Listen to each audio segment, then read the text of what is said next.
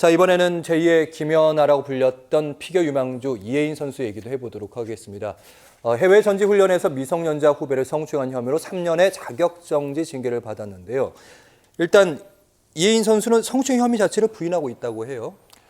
그렇습니다. 전지훈련 과정에서 이제 미성년자인 이성 선수를 이제 숙소로 불러서 이제 부적절한 신체 접촉을 했다라는 이제 혐의로 징계를 받게 되었습니다. 당시 이제 징계 사유 중에 하나가 음주였고요. 다른 하나가 말씀드렸던 이제 불필요한 성적 접촉, 즉 성추행 여부였는데, 일단 이혜인 선수는 음주 사실은 인정을 하면서도 이 성추행 부분에 대해서는 이제 혐의를 부인하는 입장을 언론을 통해서 밝혔습니다. 네, 알겠습니다. 그러니까 본인 자체는 음주까지는 있었고 한 방에 있었다. 여기까지는 인정이 된 거죠. 그렇습니다.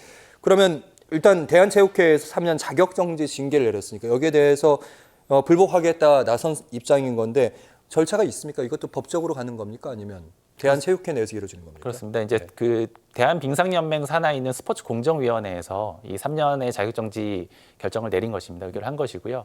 그래서 이제 규정에 따라서 이혜인 선수 입장에서는 그 절차가 부당하다 혹은 위법하다라는 이유로 해서 이제 그 대한체육회에 재심의 요청을 할 수가 있습니다. 예. 그래서 3년 자격정지와 관련해서 판단됐던 근거 자료에 문제가 있었다면 그 부분을 소명을 하게 될 것이고요.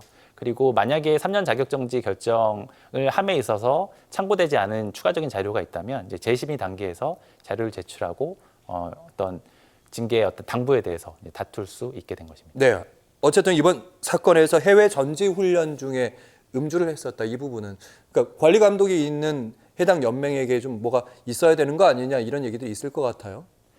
그렇습니다. 이 사실관계를 보면 일단 전지훈련 중에 이제 미성년자인 남성 피겨 선수가 이제 이혜인 씨 숙소, 이혜인 선수의 숙소에 이제 방문했다는 것인데요. 기본적으로 이런 부분들은 이제 규정에 반하는 것입니다. 그래서 실제로 그 선수도 이제 견책 징계를 받은 것인데, 제가 이번 사태와 관련해 가지고 이제 대한빙상연맹에서 이런 전지훈련이나 관리감독 관련된 규정들을 어떻게 두고 있는지 확인하기 위해서 이제 대한빙상경기연맹 홈페이지를 들어가서 쭉 자료를 살펴봤습니다. 예. 다만 이런 훈련과 관련된, 특히 전지훈련과 관련된 특별한 규정이 이제 홈페이지에 올라와 있지는 않았습니다. 그것이 이제 단순히 업로드가 안 된 것인지 아니면 마련되지 않은 것인지 모르겠지만, 만약에 마련되지 않았다면 그런 규정들을 빨리 만들어야 할 것으로 보이고요. 만약에 그런 규정이 마련되어 있음에도 불구하고 이런 일들이 발생했다면 이런 규정들을 좀 더 부각시키고 감독 코치로 하여금 그런 규정에 위반되는 행동을 하지 않도록 관리 감독 의무를 부여하고, 만약에 이러한 책임을 소홀히 할 경우에는 관리자 책임을 묻는 그런 식의 규정이 마련돼야 할 것으로 보입니다. 네, 많은 변화가 좀 있어야 될 것 같습니다. 자, 오늘 있었던 이슈와 법률 박시영 변호사와 함께했습니다. 말씀 잘 들었으면 고맙습니다. 네.